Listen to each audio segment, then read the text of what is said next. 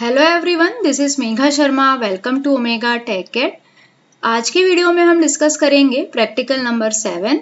Video में आगे बढ़ने से पहले अगर आप इस चैनल पे न्यू हैं या आपने अब तक चैनल को सब्सक्राइब नहीं किया है तो चैनल को सब्सक्राइब करें, और अगर आपको वीडियो यूजफुल लगती है, वीडियो इंफॉर्मेटिव लगती है तो प्लीज वीडियो को लाइक करें और वीडियो को ज्यादा से ज्यादा शेयर करें। प्रैक्टिकल नंबर 7 में हम स्ट्रिंग फंक्शंस का यूज करने वाले हैं। स्ट्रिंग फंक्शंस इनबिल्ट फंक्शन होते हैं जो कि string.h लाइब्रेरी में डिफाइंड होते हैं। तो इन फंक्शंस को हम डायरेक्टली यूज कर सकते हैं। तो कुछ इंपॉर्टेंट फंक्शंस हम डिस्कस कर लेते हैं जो कि आगे हम प्रैक्टिकल में यूज करने वाले हैं। फर्स्ट फंक्शन है strlen फंक्शन जो कि स्ट्रिंग की लेंथ रिटर्न करता है। strcpy फंक्शन जिसमें हम स्ट्रिंग के कंटेंट को कॉपी करते हैं। यहाँ पे हम 2 स्ट्रिंग्स लेते हैं, डेस्टिनेशन कॉमा सोर्स। मीन्स अगर हम strcpy स्ट्रिंग 1 कॉमा स्ट्रिंग 2 लिखते हैं तो स्ट्रिंग 2 का जो कंटेंट है वो स्ट्रिंग 1 में कॉपी हो जाएगा। नेक्स्ट फंक्शन है strcat। इस फंक्शन का यूज हम 2 स्ट्रिंग्स को कॉन्केटिनेट करने के लिए करते हैं। मीन्स 2 स्ट्रिंग को ज्वाइन करने के लिए हम इस फंक्शन का यूज करेंगे। यहाँ पे दोनों स्ट्रिंग्स ज्वाइन हो जाती हैं और जो रिजल्ट है वो स्ट्रिंग 1 में स्टोर हो जाता है। नेक्स्ट फंक्शन है strcmp जिसका यूज हम 2 स्ट्रिंग्स को कंपेयर करने के लिए करते हैं। अगर दोनों स्ट्रिंग्स सेम है तो ये 0 रिटर्न करेगा। strrev फंक्शन का यूज हम स्ट्रिंग को रिवर्स करने के लिए करते हैं। इस फंक्शन की हेल्प से हम स्ट्रिंग को रिवर्स कर सकते हैं। नेक्स्ट है substr। substr फंक्शन सब स्ट्रिंग रिटर्न करता है। मतलब कि हमने जो स्ट्रिंग दी है और हम 2 इंडाइसेस भी देते हैं, उनके बीच का जो पार्ट है वो सब स्ट्रिंग कहलाता है। तो इस फंक्शन से हम स्ट्रिंग का सब स्ट्रिंग फाइंड करते हैं। अब हम देख लेते हैं कि हम स्ट्रिंग को डिक्लेयर कैसे करते हैं। स्ट्रिंग को डिक्लेयर करने के लिए जो सिंटैक्स है वो है char string name size semicolon. तो यहाँ पे हम गेट्स और पुट्स फंक्शन भी यूज करते हैं, तो इनके बारे में भी हम समझ लेते हैं। गेट्स एंड पुट्स फंक्शन जो है वो stdio.h हेडर फाइल के फंक्शंस हैं, और दोनों ही फंक्शंस का यूज हम इनपुट आउटपुट ऑपरेशंस के लिए करते हैं। जैसे हम scanf printf का यूज करते हैं उसी तरीके से गेट्स और पुट्स फंक्शन का यूज होता है। The gates function accepts a string from user. The puts function is used to print the string on the console which is previously read by using gets और scanf function। तो जैसे हम scanf का use करते हैं user से input लेने के लिए, उसी तरीके से gets फंक्शन का यूज हम करते हैं जब हमें यूजर से स्ट्रिंग एक्सेप्ट करनी हो। सिमिलरली जैसे हम printf यूज करते हैं प्रिंटिंग के लिए, यूजर को जब हमें कोई मैसेज डिस्प्ले कराना होता है तब हम printf का यूज करते हैं, उसी तरीके से puts फंक्शन का यूज हम करते हैं जब हमें स्ट्रिंग प्रिंट करनी होती है। तो गेट्स फंक्शन जो होते हैं वो scanf की तरह हैं और puts फंक्शन printf की तरह हैं। अब हम प्रैक्टिकल्स पे आते हैं। हमारा जो फर्स्ट प्रैक्टिकल है वो है extract the portion of a character string. यहाँ पे हमें यूजर से एक स्ट्रिंग लेनी है और उसमें से कुछ पोर्शन एक्सट्रैक्ट करना है। मीन्स सब स्ट्रिंग एक्सट्रैक्ट करके रिटर्न करना है, सब स्ट्रिंग को प्रिंट कराना है। तो सबसे पहले हम यहाँ पे 2 स्ट्रिंग्स डिफाइन कर लेते हैं, डिक्लेयर कर लेते हैं। पहला स्ट्रिंग हमने लिया है स्ट्रिंग नेम से और सेकेंड स्ट्रिंग हमने लिया है substr। अब यहाँ पे हम यूजर से स्ट्रिंग ले रहे हैं तो एक मैसेज देते हैं printf enter a string, और गेट्स फंक्शन का यूज हमने अभी पढ़ा। तो गेट्स स्ट्रिंग ये होता है यूजर से स्ट्रिंग लेने के लिए। तो जब भी हमें यूजर से इनपुट लेना होता है तो हम गेट्स का यूज करते हैं।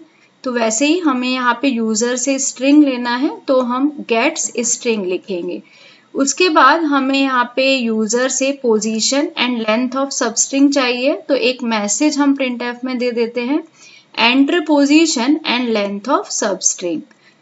अब इसको हम रीड कर लेते हैं और क्योंकि हमें लेंथ यूजर से मिली हुई है कि कितने लेंथ का सब स्ट्रिंग चाहिए है, तो यहाँ पे हम while लूप यूज कर रहे हैं। while लूप में हम कंडीशन देंगे c is less than length, substring c is equal to string position plus c minus 1 c plus plus. इस लूप को अभी हम समझेंगे और लास्ट में हमें सब स्ट्रिंग को प्रिंट करना है।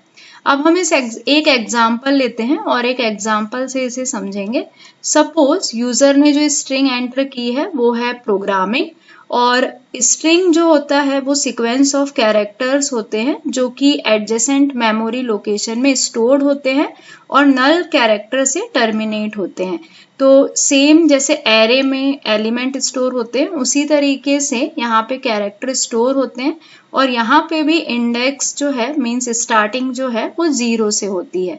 तो इस तरीके से प्रोग्रामिंग स्टोर होगा। हमने यहाँ पे एग्जाम्पल के लिए ये वर्ड लिया है और हम यहाँ पे अज्यूम कर रहे हैं, सपोज कर रहे हैं कि यूजर ने ये स्ट्रिंग एंटर की है। उसके बाद हमने पोजीशन एंड लेंथ चाहिए, तो हम सपोज करते हैं कि यूजर ने एंटर किया है 2 और लेंथ ऑफ सब स्ट्रिंग दिया हुआ है 3, मीन्स 2 और 3 ये वैल्यू हमें यूजर से मिली है। अब हम while लूप पे आते हैं। while c is less than length means while c is less than 3, तो c की वैल्यू हम स्टार्ट करेंगे 0 से, तो 0 लेस देन 3 कंडीशन ट्रू होती है। तो यहाँ पे ये जो फॉर्मूला लिखा है हमने string position plus c minus 1, यहाँ हो जाएगा 2 प्लस c की वैल्यू 0 है, 0 माइनस 1, और 2 जो है वो पोजीशन है तो ये हमने यूजर से लिया है। मीन्स स्ट्रिंग 2 माइनस 1 मीन्स 1 आएगा, और स्ट्रिंग 1 पे हम देख रहे हैं r लिखा हुआ है। इसके बाद c में इंक्रीमेंट होगा, अब c की वैल्यू 1 हो जाएगी, तो हम यहाँ पे 1 रखते हैं, तो अब आएगा string 2 plus 1 minus 1 means string 2, और हम देख रहे हैं स्ट्रिंग 2 पे o लिखा हुआ है। अब c में इंक्रीमेंट होगा और अब c की वैल्यू हो जाएगी 2, 2 लेस देन 3 कंडीशन ट्रू है।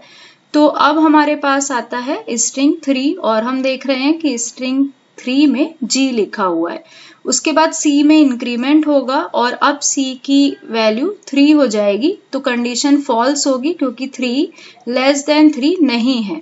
तो हम लूप से एग्जिट हो जाएंगे और जो सबस्ट्रिंग हमारा प्रिंट होगा वो होगा ROG।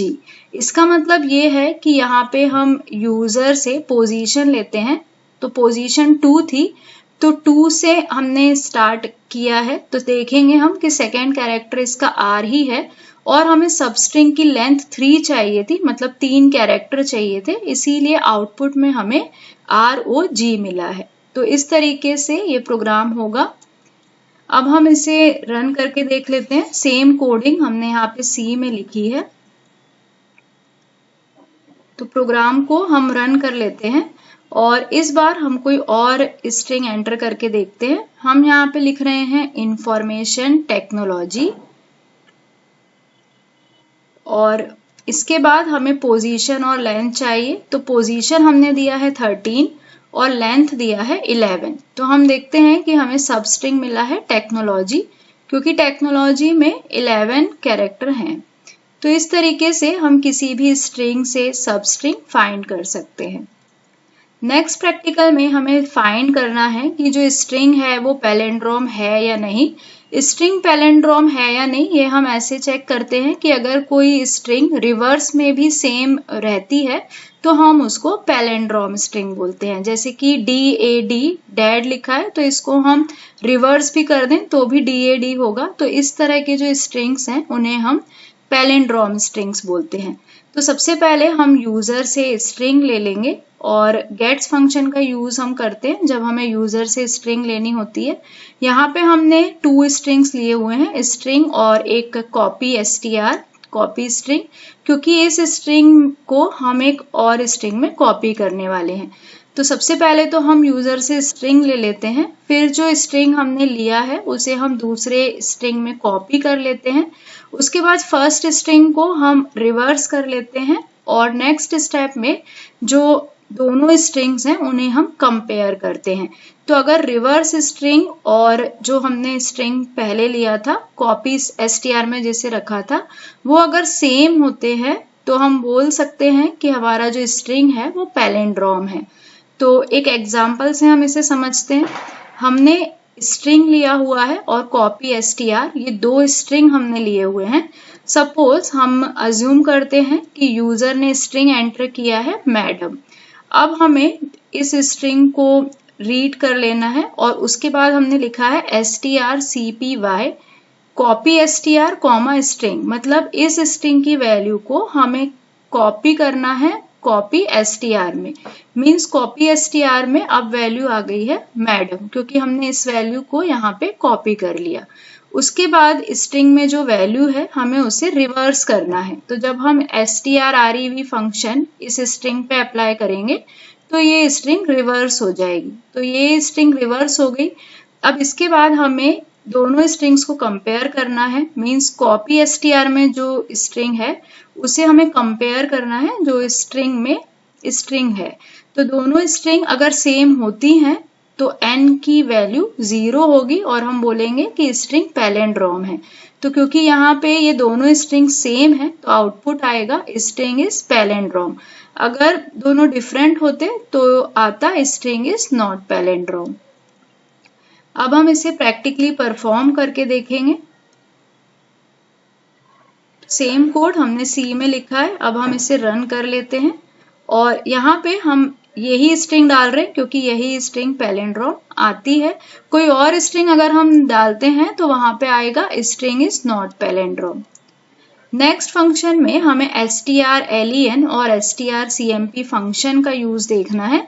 तो यहाँ पे हम स्ट्रिंग लेंथ फाइंड करेंगे, दोनों ही स्ट्रिंग की। हम यूजर से स्ट्रिंग लेने वाले हैं और स्ट्रिंग की लेंथ फाइंड करेंगे। अगर दोनों की लेंथ इक्वल है तो हम बोल सकते हैं, तो हम दोनों स्ट्रिंग को कंपेयर करेंगे। क्योंकि लेंथ इक्वल है तो जरूरी नहीं है कि वो दोनों स्ट्रिंग भी सेम हो, बट अगर लेंथ इक्वल है तो हम उनको कंपेयर करेंगे और कंपेयर करने के बाद अगर 0 रिटर्न होता है तो हम बोल सकते हैं कि दोनों स्ट्रिंग्स इक्वल हैं। अदरवाइज ये होगा कि उनकी लेंथ तो सेम है, क्योंकि if n equals to m आया है मीन्स उनकी लेंथ तो सेम है बट वो स्ट्रिंग्स अलग अलग हैं। अगर कंडीशन फॉल्स होती है means if n equals to m नहीं है, मतलब कि दोनों स्ट्रिंग्स की लेंथ जो है वो अलग अलग है। तो लेंथ अलग अलग है तो ऑब्वियसली वो दोनों स्ट्रिंग्स डिफरेंट होंगे और हम बोल सकते हैं कि strings are not equal. But अगर लेंथ इक्वल है तो हो सकता है कि स्ट्रिंग्स इक्वल हो या फिर ना हो। तो इसीलिए हम स्ट्रिंग को कंपेयर कर रहे हैं और अगर कंपैरिजन में भी 0 रिटर्न होता है तो दोनों स्ट्रिंग्स इक्वल रहेंगे। और अगर यहाँ पे 0 रिटर्न्स नहीं हो रहा है तो इसका मतलब है कि उनकी लेंथ सेम है बट वो स्ट्रिंग्स अलग अलग हैं। तो अब हम इसे प्रैक्टिकली परफॉर्म करके देख लेते हैं। सेम कोड हमने C में लिखा है। तो यहाँ पे हमने इफ एल्स का यूज किया हुआ है। रन कर लेते हैं और कोई स्ट्रिंग हमें यहाँ पे एंटर करनी है। जैसे हमने लिखा बॉब और स्ट्रिंग 2 में हम कोई और स्ट्रिंग देते हैं टॉम। तो देख रहे हैं हम यहाँ पे कि दोनों में 3 कैरेक्टर्स हैं, तो दोनों की लेंथ तो सेम है। Length of both the strings are equal but strings are different, क्योंकि दोनों में अलग अलग कैरेक्टर हैं इसलिए दोनों स्ट्रिंग्स अलग हैं, डिफरेंट हैं। Thank you so much for watching till here. अगर आपको वीडियो यूजफुल लगी है, वीडियो इंफॉर्मेटिव लगी है तो प्लीज वीडियो को लाइक करें, फ्रेंड्स के साथ शेयर करें। और अगर आप चैनल पे न्यू हैं, आपने अब तक चैनल को सब्सक्राइब नहीं किया है तो चैनल को सब्सक्राइब करें और वीडियो की सबसे पहले नोटिफिकेशन के लिए बेल आइकन प्रेस करें।